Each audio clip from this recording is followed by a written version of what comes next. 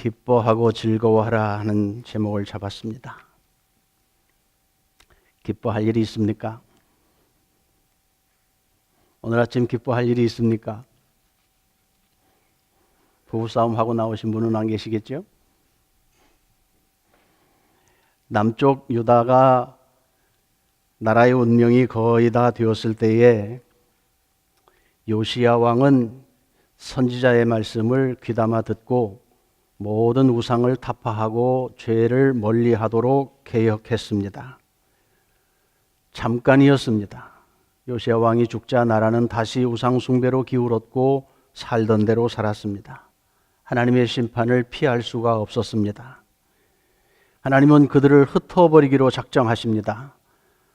바벨론의 종이 되게 하십니다. 그러나 70년이 지나면 고향으로 돌아올 수 있도록 약속해 주셨습니다. 그 심판은 회개하고 돌이키게 하려는 하나님의 배려였습니다.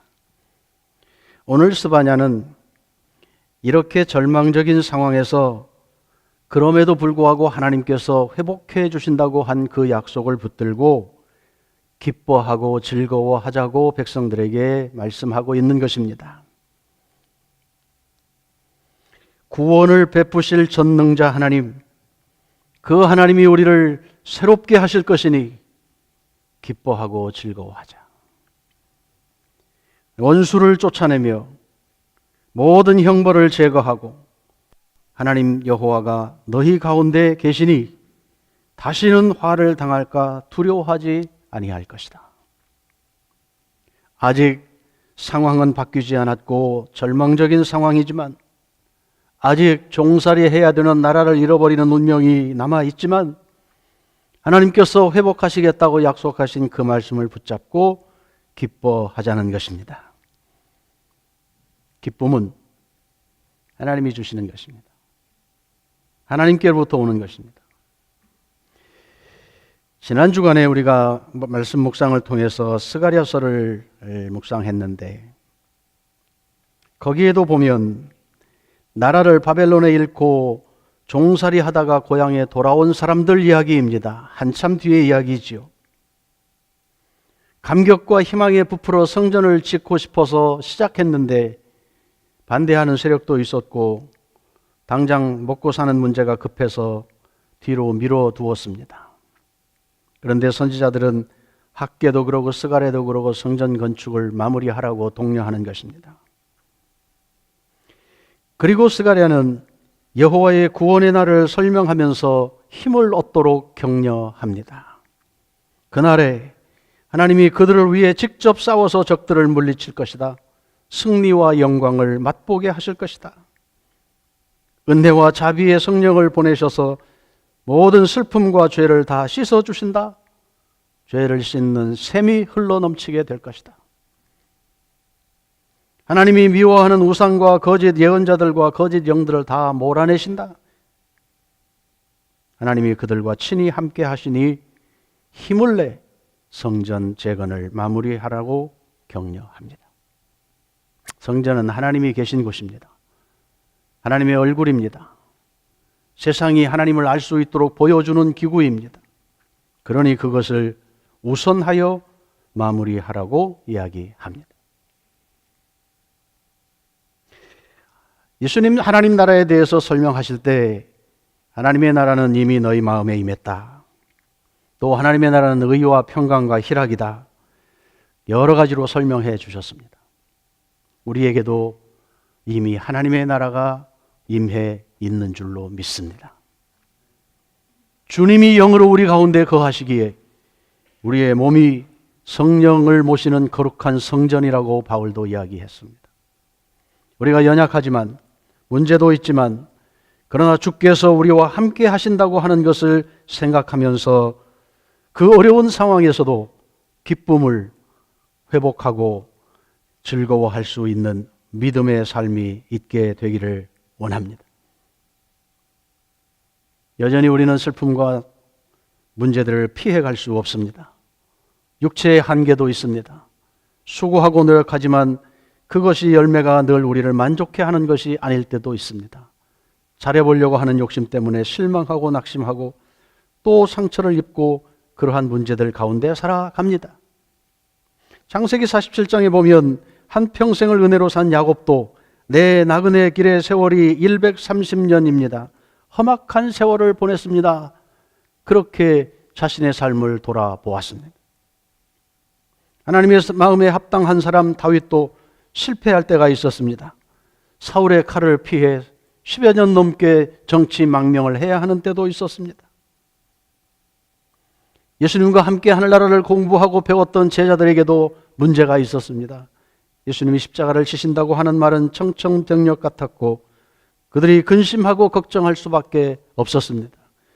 그 일이 실제로 되어졌을 때 제자들은 낙심하고 두려워하고 도망치고 숨었습니다. 이것이 한계입니다. 우리도 다르지 않습니다. 우리의 삶에 약함도 있고 어려움도 있고 마음대로 해결할 수 없는 답답함도 있습니다. 그렇다면 주님께서 이러한 문제들을 어떻게 해결해 주셨는지를 찾아볼 이유가 충분합니다. 예수님은 제자들의 약함을 아셨기에 그들에게 미리 위로해 주셨습니다. 제자들이 잠깐 슬픔을 당하겠지만 그것은 결국 기쁨이 될 것이니 환난을 당하더라도 낙심하지 말고 담대하라고 말씀해 주셨습니다. 요한복음 16장 33절 이것을 너희에게 이르는 것은 너희로 내 안에서 평안을 누리게 하려 함이라. 세상에서는 너희가 환난을 당하나 담대하라. 내가 세상을 이기었노라. 할렐루야. 오늘 여러분의 제한된 삶을 답답해 하시는 분들이 있습니까? 주께서 세상을 이기었다고 십자가 위에서 또 내가 다 이루었다고 말씀하신 그 말씀을 붙들고 함께 힘을 얻기를 원합니다. 예수님이 승리하신 그 승리를 나도 본받아 살라는 것입니다.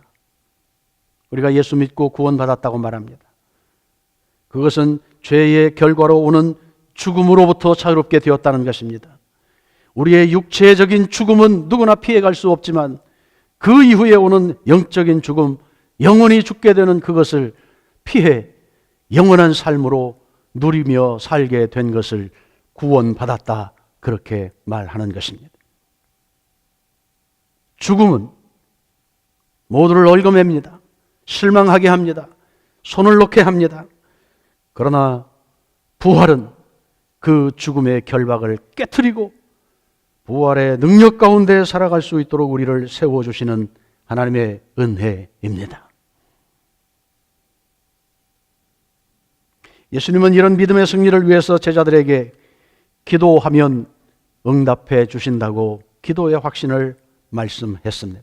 요한복음 16장 23절 내가 진실로 진실로 너희에게 이르노니 너희가 무엇이든지 아버지께 구하는 것을 내 이름으로 주시리라. 무엇이든지 하나님의 뜻에 합당하게 기도하면, 예수님의 이름으로 기도하면 하늘 아버지께서 들어주신다는 것입니다. 우리의 욕심을 위한 기도가 아니라 하나님이 원하시는 바대로 살기 위한 기도를 드릴 때 하나님은 하나님 자신의 이름을 위하여, 영광을 위하여 그 약속을 신실하게 지키시는 분임을 믿습니다.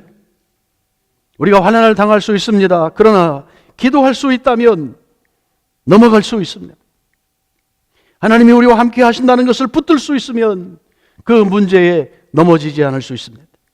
그래서 우리가 하나님의 도움 가운데 기도하며 여전히 어려움 속에서도 기뻐할 수 있다는 것은 세상이 이해할 수 없는 비밀스럽고 기적과 같은 일입니다. 성도의 무기입니다.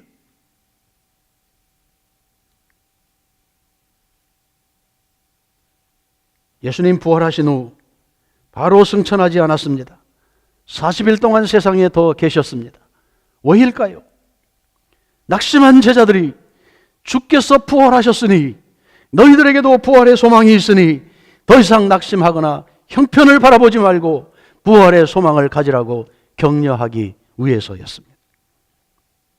만난 사람들이 부활하신 주님이 우리 앞에 나타났다고 말하는 소리를 하고 다녔지만 믿지 못하는 사람들이 여전히 있었습니다. 예수님은 그들에게 찾아가 그 손의 못자국과 옆구리의 창자국을 만지게 하면서 부활하신 주님, 그 주님이 여기에 있다고 하는 것을 확신하도록 만들었습니다. 우리가 예수 믿습니다. 어떤 믿음을 가지고 삽니까?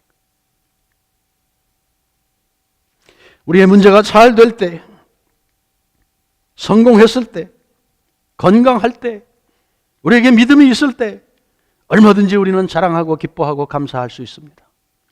그러나 우리의 형편이 그렇지 못할 때 낙심하거나 실망하거나 슬퍼하거나 원망하거나 믿음으로 살지 못하는 약함이 우리에게 있기에 주님은 지금도 성령을 통하여 이 부활의 소망을 새롭게 하기를 원하십니다.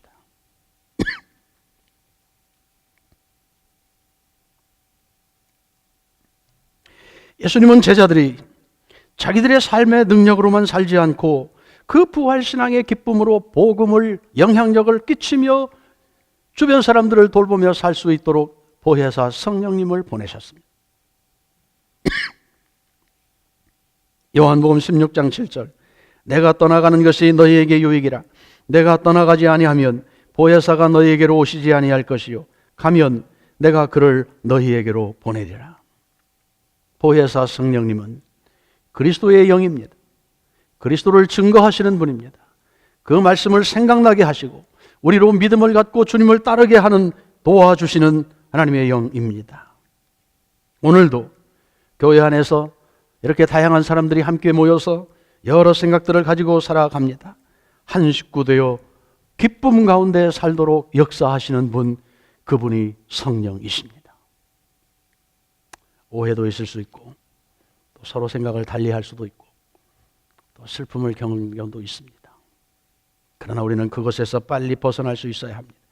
성령께서 우리를 도우시고 새롭게 하시는 것은 우리로 구원의 즐거움을 누리며 기뻐하고 즐거워하여 세상이 감당할 수 없는 그러한 삶을 믿음 안에서 살아가도록 돕기 위하여 우리와 함께 해주시는 분이십니다. 할렐루야. 성도가 기쁨으로 사는 것은 우리에게 믿음이 있다는 증거입니다. 제가 여러분의 얼굴을 이렇게 보면 영적으로 얼마나 충만한가, 감사가 넘치는가, 다는 몰라도 조금 알 수 있어요. 기쁨은 감출 수가 없습니다. 세상이 우리를 보면 그럴 것입니다. 참 이상한 사람들이야. 저렇게 가난한데 어찌 감사하다는 거야. 저렇게 어려운 형편에서 어떻게 기뻐할 수 있어. 저렇게 절망적인 상황에서 어떻게 다시 일어날 수가 있어. 이해되지 않는 일들이 있습니다. 스바냐가 말한 것이나 스가랴가 말한 것이나 여호와의 구원의 날, 그날이 오면 그날은 구원의 날입니다. 그날은 믿음이 없는 자들에게는 심판의 날입니다. 절망의 날입니다. 환난이 닥치는 날입니다. 죽음이 닥치는 날입니다. 그러나 주 안에 있는 자들에게는 보장하시는 날이요, 문제가 해결되는 날이요, 적들이 물러나는 날이요, 하나님이 친히 우리와 함께 하시는 회복이 있는 날인 줄 믿습니다. 이것은 미래에 이루어질 날이기도 하지만 지금 성령 안에서 날마다 우리가 겪어야 하는 여호와의 날, 구원의 날, 하나님의 날, 그 형편에 우리가 살아가야 할 것입니다. 하나님의 나라는 예수님이 이 땅에 오시면서부터 시작이 되었지만 또 그 주님이 다시 재림하셔서 영원히 통치하시는 그날 완성될 것이지만 지금 우리는 이곳에 이미 오셔서 우리와 함께 하시는 성령과 함께 천국을 맛보고 살고 그 비밀을 맛보고 살고 씨름하며 이 환경과 싸우며 어둠의 세력들과 싸우며 사단을 주의 이름으로 물리치며 그 전투를 계속해 가면서도 이미 주께서 다 이루었다, 승리를 선언한 그 선언을 붙들고 다 이겨놓은 싸움을 지금 우리가 싸워가는 것입니다. 그래서 하나님의 마음을 이해한 사도들은 환난을 만나지만 담대해라, 믿음으로 기뻐해라, 이렇게 우리에게 가르쳐 주십니다. 성경 구절 세 곳을 한 목소리로 읽어보겠습니다. 베드로전서 1장, 야고보서 1장, 데살로니가전서 5장, 우리 한 목소리로 읽어보겠습니다. 하나님께서는 여러분의 믿음을 보시고 그의 능력으로 여러분을 보호해 주시며 마지막 때에 나타나기로 되어 있는 구원을 얻게 해 주십니다. 그러므로 여러분이 지금 잠시 동안 여러 가지 시련 속에서 어쩔 수 없이 슬픔을 당하게 되었다 하더라도 기뻐하십시오. 야고보서 1장.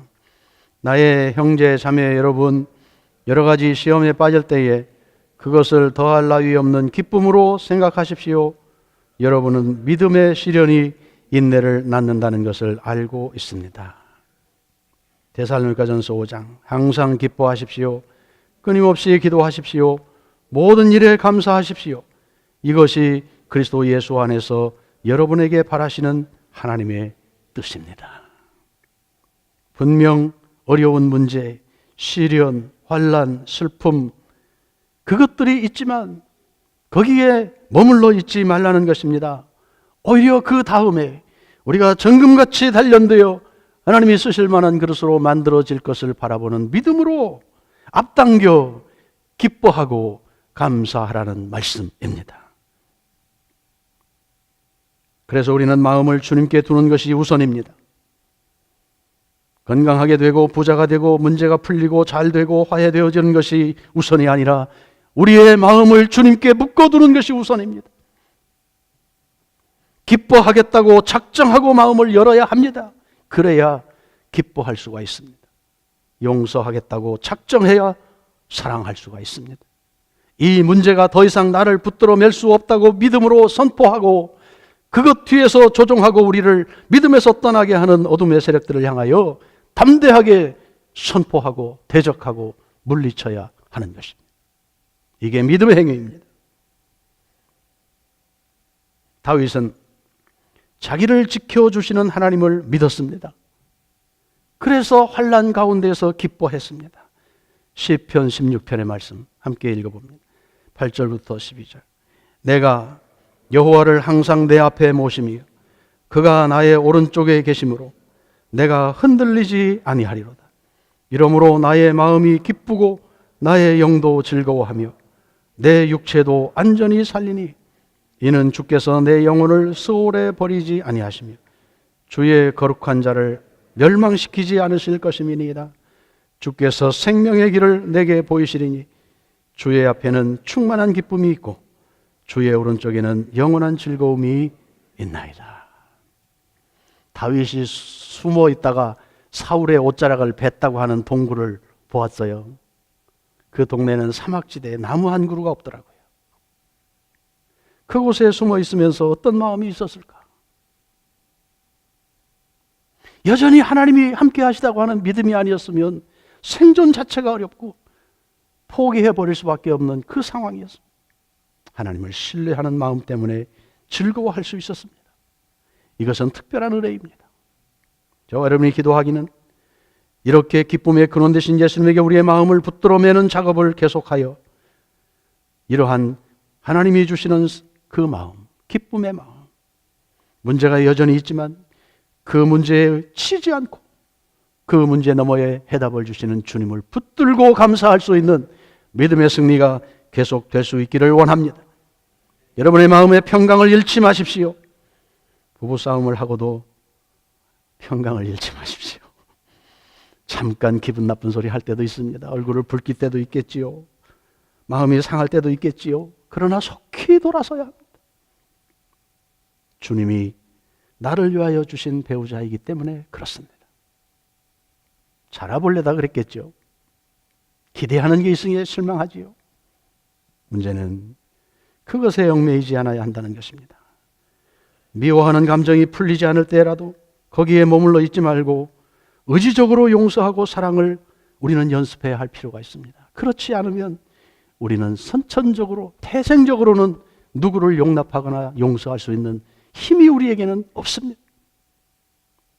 풀리지 않는 문제 때문에 더 이상 정력을 낭비하거나 우리 스스로 풀어보려고 하다가 시험에 들지 말고 선한 목자이신 주님에게 상담하고 내어 맡겨 기쁨을 유지할 수 있는 복된 삶을 지속해 갈 수 있기를 원합니다. 기억하십시오. 우리를 넘어뜨리려는 사탄의 잔꾀 항상 우리에게 있습니다. 실망하게 하고 기쁨이 떠나게 하고 서로 핑계하게 하고 계산하게 하고 그래서 관계가 깨어지고 마음이 다치고 에이? 하지 않아야 할 소리를 하게 만듭니다. 믿음은 멀리서 오지 않습니다. 내가 주님에게 그 마음을 붙들어 매는 나의 작업입니다. 이미 하나님께서는 다 이루어 놓으셨습니다. 그것을 내가 붙드는 것입니다. 내 마음을, 나의 삶을, 나의 시간표를, 나의 우선순위를 하나님에게 두고 살아가는 것, 그것이 우리가 조금 더 연습해야 할 우리의 숙제입니다. 성경 구절 한 군데 찾아 함께 읽고 마치겠습니다. 만들지 않았습니다. 여러분이 직접 찾아보십시오. 시편 37편 3절부터 6절, 여러분의 성경을 펴서 함께 읽고 마치겠습니다. 시편 37편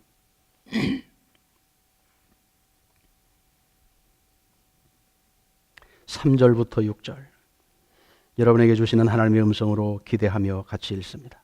여호와를 의뢰하고 선을 행하라. 땅에 머무는 동안 그의 성실을 먹을거리로 삼을지어다. 또 여호와를 기뻐하라.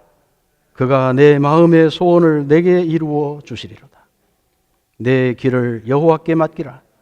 그를 의지하면 그가 이루시고 내 의를 빛같이 나타내시며 내 공의를 정오의 빛같이 하시리로다. 하나님 아버지, 우리를 믿음 안에서 이렇게 세워주시고 문제가 여전히 있지만 하나님을 바라볼 수 있도록 격려하시니 감사합니다. 주께서 이미 우리에게 약속하신 그 십자가 안에서의 구속의 능력을 삶에 적용하게 하시고 또 주님이 주시는 그 능력으로 서로 사랑하며 기뻐하며 함께 더불어 살아가며 이곳에 천국의 기쁨을 같이 누리고 나누는 하나님의 거룩한 교회 공동체가 되게 하여 주옵소서. 가정들마다 함께하는 모든 식구들이 이 사랑으로 하나 되게 하시고 문제 있지만 그것을 통하여 일하시는 하나님의 은혜를 바라보고 감사하고 기뻐하고 격려하고 사랑할 수 있는 그 힘이 나누어지게 하여 주시옵소서. 주님께서 기대하는 성도의 거룩한 삶이 우리 가정에서, 교회에서, 또 일터에서 우리가 사는 이 모든 관계들 속에서 마음껏 흘러가 하나님이 여전히 우리를 사용하시는 기쁨의 근원이 되게 하여 주시옵소서. 예수님의 이름으로 기도합니다.